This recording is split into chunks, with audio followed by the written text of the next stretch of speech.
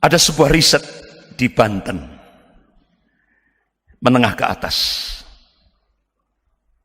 yang bisa membaca Al-Quran, ini di Banten, 70%.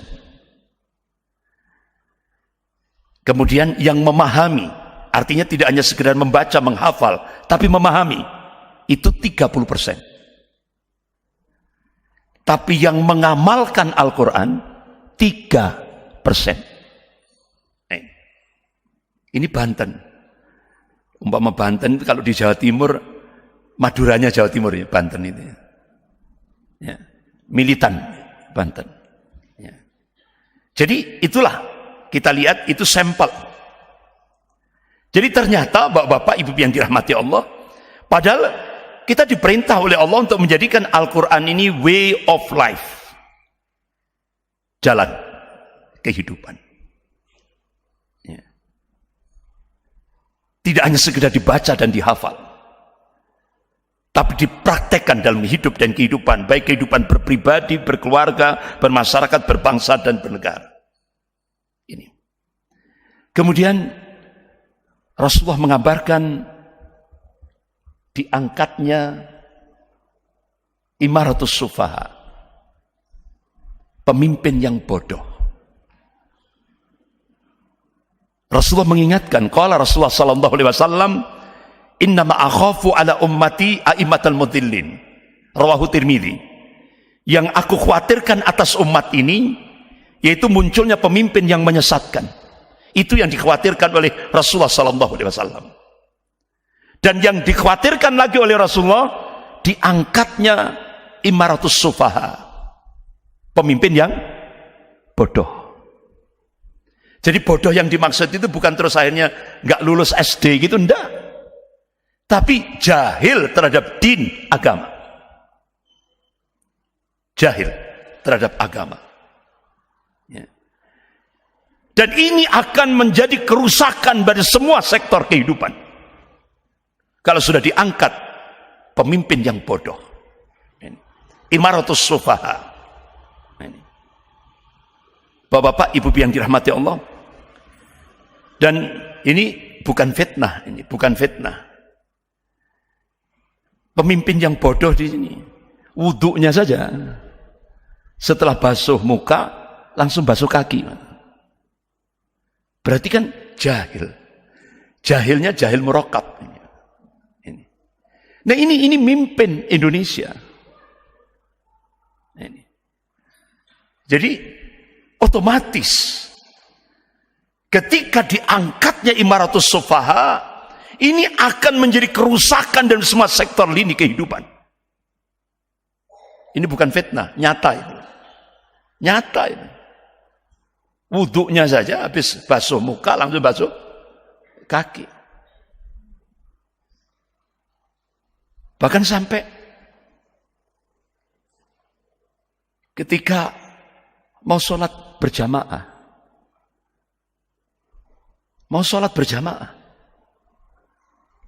yang dijadikan imam siapa? Bu Khofifah. Bu Khofifah waktu itu jadi menteri sosial ya, waktu itu ya, sebelum jadi gubernur, suruh jadi imam. Astagfirullah. Ini kan jahilnya murakkab sudah. Ya. Sampai Prof. Din Samsudin waktu itu masih ketua Dewan Pertimbangan Majelis Ulama Indonesia Pusat. Sholat duhur. Saya baru pertama kali ini kata Prof. Din Samsudin, sholat duhur nggak khusyuk. Padahal sholat duhur itu kan sirriyah. Itu saja nggak khusyuk. Apalagi sholat jahriyah. Nah ini dampak diangkatnya Imaratus Sufaha. Sehingga menjadi kerusakan dari semua sektor lini kehidupan ini. Bapak-bapak, ibu-ibu yang dirahmati Allah. Kemudian Rasulullah SAW mengabarkan, pada fase keempat ini, kita akan menyaksikan du'atun ala abwabi jahannam, man ajabahum ilaiha qaddafuhu fiha. dai atau penyeru-penyeru yang mereka itu berada di pintu-pintu jahanam. Du'atun ala abwabi jahannam man ajabahum ilaiha qaddafuhu fiha. Dai-dai yang mereka penyeru-penyeru, mereka berada di pintu-pintu jahanam. Kalau kamu sambut ajakan mereka, kalian akan dilemparkan ke dalam nar. Ini kalau di Indonesia ini apa ini? Kelompok liberal dan kelompok ANUS. Kelompok ANUS itu Arilan Nusantara. Ya. Ya. Jadi kelompok liberal. Artinya dia menyuguhkan Islam tidak lagi bersumber pada Al-Quran was sunnah, tapi dia suguhkan Islam sesuai dengan ra'yu, akal, pendapat-pendapatnya. Bahkan sekarang disosialisasikan Islam Nusantara. Ketika kita lihat prakteknya, Islam Nusantara itu bercampur dengan kesyirikan, kebid'ahan, adat, budaya yang jauh dari nilai-nilai Islam. Jadi ini sudah kita saksikan. Kemudian Rasulullah mengabarkan akan ditimpakannya penyakit al-wahan. Qala Rasulullah sallallahu alaihi wasallam, yusiku an tada'alaikumul umamu min kulli ufukin. Hampir-hampir umat-umat kafir itu saling menyeru, ngajak-ngajak untuk menyerang kalian min kulli ufukin, dari segenap arah, dari segenap penjuru. Kama tada'a al-akalatu ala qas'atiha. Kalian, kata Rasulullah, seperti makanan di atas qas'atiha, itu kan mangkok kecil yang jadi rebutan orang-orang yang lapar. Sahabat tanya, "Kunna ya Rasulullah, amin qillatin bina nahnu yauma idzin." Ya Rasulullah, apakah posisi kami pada saat itu minoritas? Jumlah kami sedikit? La. Bal antum yauma idzin katsir. Tidak, kata Rasulullah. Kalian mayoritas, jumlahmu banyak. Walakinnakum gutha'un ka gutha'it tail. Tapi kualitasmu seperti buih. Jadi kualitas buih itu tidak punya prinsip, tidak punya jati diri, mudah diombang-ambingkan oleh musuh-musuh Islam. Oleh karena itu ulama-ulama hadis ketika mengkaji hadis ini bukan justifikasi, bukan pembenaran. Ini warning, peringatan dari Rasulullah sallallahu alaihi wasallam. Jangan sampai umat Islam itu punya kualitas seperti buih. Manakala umat Islam kualitasnya seperti buih, Rasulullah memberikan peringatan yang cukup keras. Walayantaji'anna Allah min suduri aduwakum al-mahabbata minkum. Sungguh Allah akan mencabut rasa takut dari hati musuh-musuh kalian. Walayakdifanna Allah fi qulubikumul wahn, dan Allah akan mencampakkan al-wahn di dalam hati-hati kalian. Sahabat tanya, "Ya Rasulullah, wa mal wahn?" Apa yang dimaksud al-wahn? Qala, hubbud dunya wa karahiyatul maut. Cinta dunia dan takut mati. Jadi kalau sudah penyakit terlalu cinta dunia, takut mati, takut resiko perjuangan, itu sudah menghinggap di tengah-tengah kaum muslimin, saat itulah Allah akan cabut rasa takut dari hati orang-orang kafir. Dan kalian seperti makanan di atas mangkok kecil yang jadi rebutan orang-orang yang lapar. Apa yang dikhabarkan oleh Rasulullah sudah terjadi di Indonesia. Dan sudah kita rasakan sekarang ini. Bapak-bapak, ibu-ibu yang dirahmati Allah. Kemudian setelah itu, penyiksaan terhadap kaum muslimin. Ini fase keempat yang sudah kita lihat. Fakta. Mulai dari yang terdekat. Filipina Selatan. Bagaimana umat Islam minoritas di kawasan Mindanao diserbu, dihabisi, muslimah diperkosa, umat Islam diburu, dibunuh, terus dikejar-kejar. Kita bergeser lagi ke Thailand, Patani.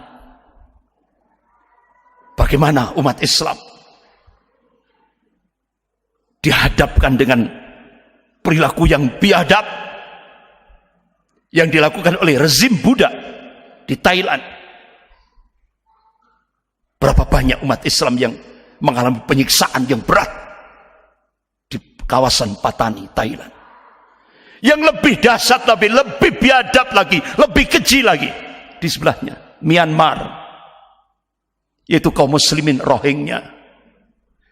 Ya Allah, anak-anak muslim dipenggal, diparang seperti motong kambing, Pak, di jalan-jalan.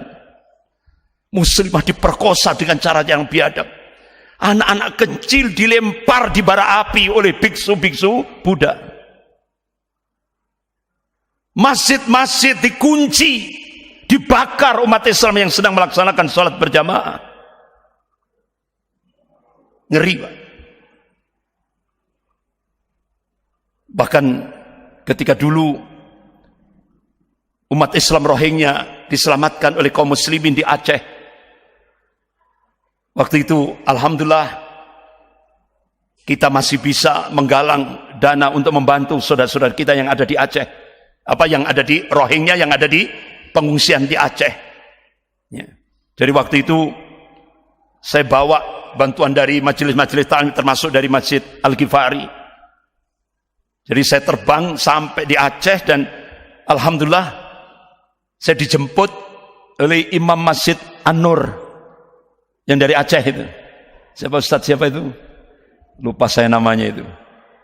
Yang dari Aceh, yang Imam Masjid tetap di Masjid An-Nur. Jadi saya dijemput di bandara itu tidak boleh cari penginapan, di rumahnya beliau sendiri. Jadi saya nginep di rumahnya beliau sendiri. Jadi Masya Allah, beliau sekarang jadi imam masjid tetap, masjid jamek terbesar di Aceh yang dibangun oleh negara Oman pasca tsunami Aceh. Jadi negara Oman membangun masjid besar. Nah, beliau dijadikan imam tetap di situ.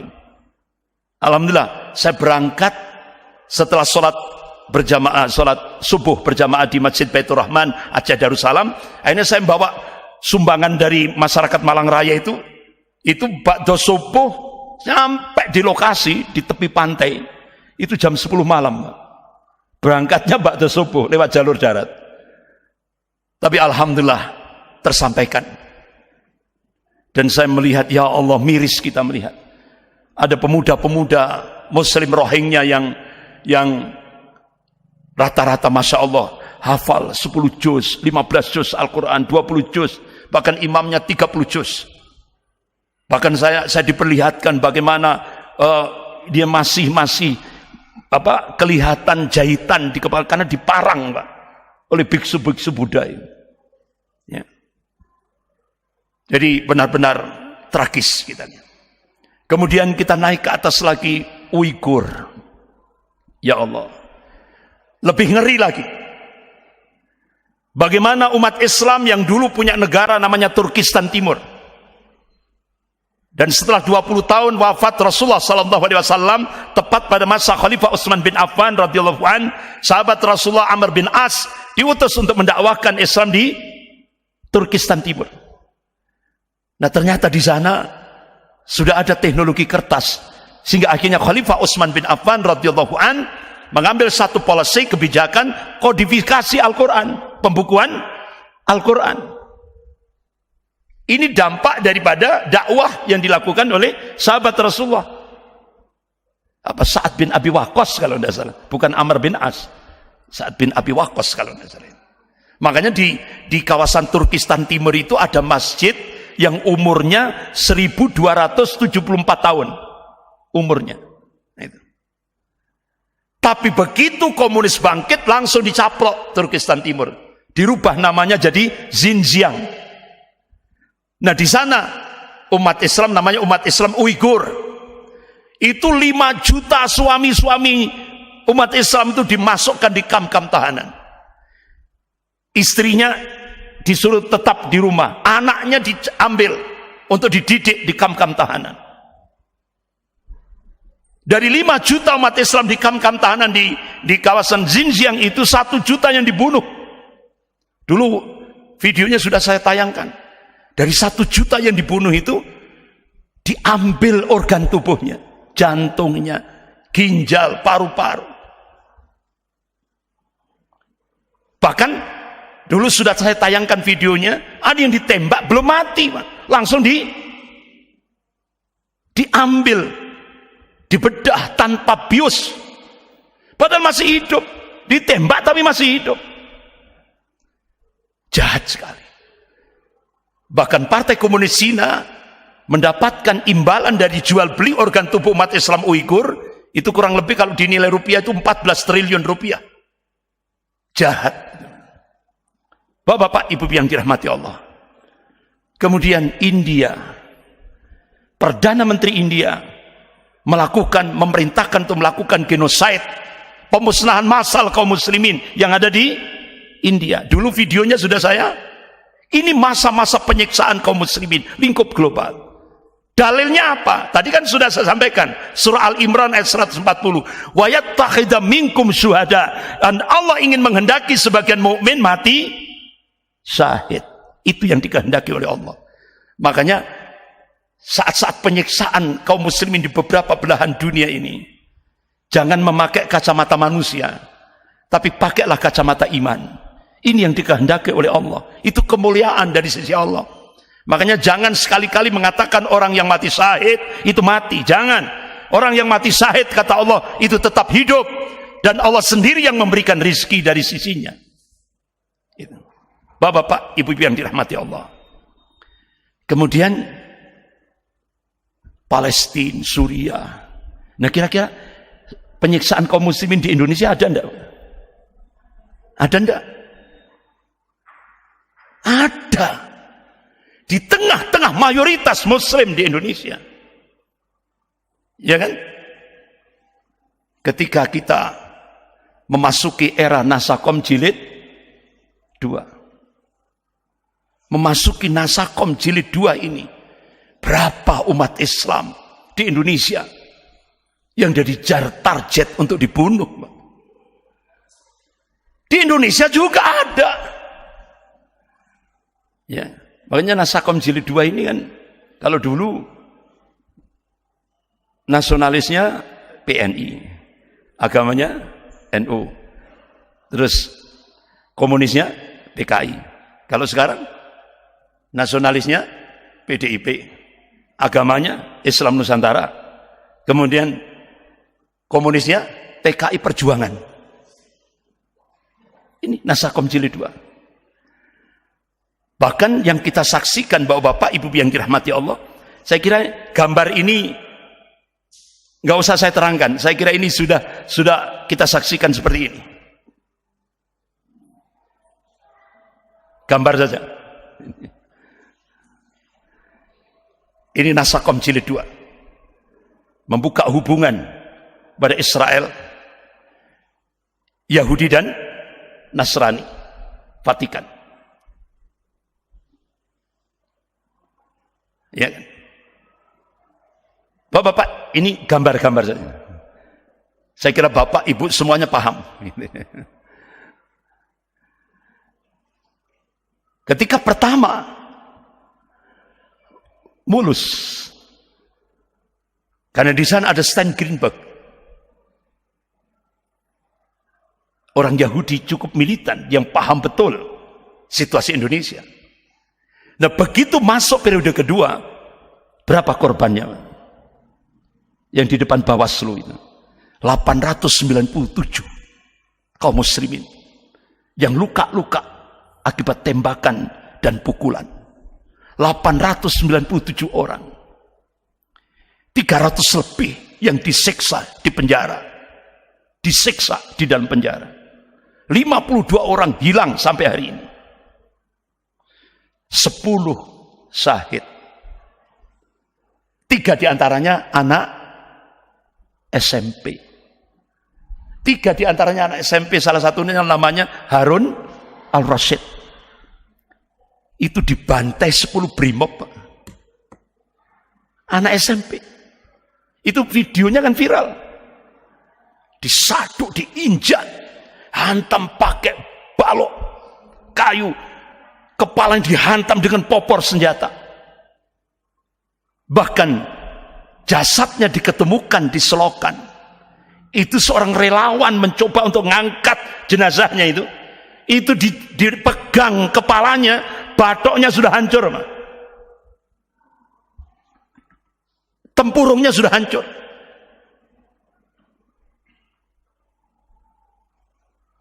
Di Indonesia sudah ada penyiksaan seperti ini. Padahal konstitusi negara kemanusiaan yang adil dan beradab. Tapi Indonesia berubah jadi negara biadab. Ini. Bapak-bapak, ibu yang dirahmati Allah.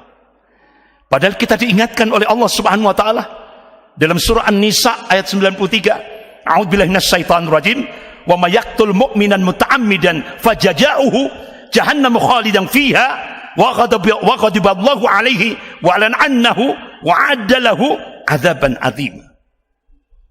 Dan barang siapa yang membunuh seorang mukmin dengan sengaja, maka balasannya ialah jahanam dan kekal ia di dalamnya, dan Allah murka kepadanya dan mengutukinya serta menyediakan, Allah akan siapkan azab yang lebih besar. Bahkan Rasulullah mengabarkan, qala Rasulullah sallallahu alaihi wasallam, la zawalad dunya ahwan wa 'ala Allah min qatal mu'minin bighairi haqq. Jadi hilangnya, hancurnya dunia itu lebih ringan bagi Allah dibanding dengan terbunuhnya seorang mukmin tanpa alasan yang hak. Jadi mahal Pak darahnya seorang muslim, tapi di Indonesia murah sekali. Sampai diulangi lagi 6 syuhada. Diulangi lagi. Ini benar-benar kejahatan kemanusiaan yang sangat biadab. Ada 19 lubang tembakan di 6 jasad syuhada ini. 19 tembakan. Dan ternyata disiksa dulu di sebuah tempat. Ya coba, ada yang melepuh punggungnya. Itu ada informasi dibakar, ada informasi disiram air keras. Ada goresan di sayat lehernya. Bahkan ditembak dari belakang dan jarak dekat, tembus ke mata. Ini ada yang tembak di sini, tembus ke sini. Jebol Pak, masih serbuk misiu itu masih ada. Berarti tembakan jarak dekat, tapi disiksa lebih dulu. Ngeri. Kita hanya bisa berdoa, Allah maghfir lahum warhamhum wa'afi wa'fu anhum. Ya. Bahkan luar negeri juga menyoroti ini. Bahkan sampai media-media internasional, seluruh dunia ini Pak, seluruh dunia ini cuma ada di Indonesia pelanggar protokol kesehatan diperlakukan dengan keji dan biadab. Seluruh dunia cuma ada di Indonesia ini. Disiksa, ditembak, dibunuh dengan cara-cara yang biadab. Sampai ke Dubes Jerman, beliau punya satelit, dia tahu data-datanya. Bahkan Dr. Lynn Wilson, ini dosen senior di Murdoch University Australia Barat, diprihatin kenapa Indonesia berubah jadi negara biadab terhadap rakyatnya sendiri. Bahkan sampai umat Islam Amerika minta meninggalnya 6 laskar FPI diusut tuntas. Jadi ini seluruh dunia. Begitu juga negara-negara Timur Tengah. Biadab sekali. Bapak-bapak, ibu yang dirahmati Allah. Akhirnya rezim panik. Sehingga rest area kilometer 50 ditutup untuk selama-lamanya. Untuk menghilangkan jejak. Bahkan akhirnya bapak-bapak, ibu yang dirahmati Allah, yang terjadi sampai Komisi 3 DPR RI, Pak Muhammad Syafi'i, negara tidak boleh kalah dari oknum polisi pelanggar hukum. Bahkan sampai dosen kepolisian dari UI ini, dia kecewa. Kok ini semakin biadab seperti ini? Bapak-bapak, ibu yang dirahmati Allah. Bahkan Kontras sudah mengatakan ini pelanggaran HAM berat. Bahkan jurnalis investigator sudah melakukan itu. Jadi ini semakin jelas keterlibatan operasi intelijen Delima dalam pembantaian 6 syuhada ini. Bapak-bapak ibu yang dirahmati Allah. Jadi ini praktek-praktek komunis. Ini sejarah berulang lagi. Ya, bahkan bapak-bapak ibu yang dirahmati Allah, ini aneh. Yang merubah dasar negara PDIP, yang merubah ketuhanan yang Maha Esa dirubah jadi ketuhanan berbudayaan PDIP, yang koruptor, sarang koruptor PDIP, yang jadi buron, koruptornya jadi buron itu juga dari PDIP, yang melakukan makar terhadap Papua itu Benny Wenda, tapi yang dibubarkan FPI. Masuk akal enggak? Jadi aneh. Jadi ini perlu tes akal sehat. Jadi kalau 6 jenderal pada masa peristiwa G30 1 Oktober itu kan, G30 SPKI, kemudian malamnya 6 jenderal dibunuh oleh PKI yang dibubarkan.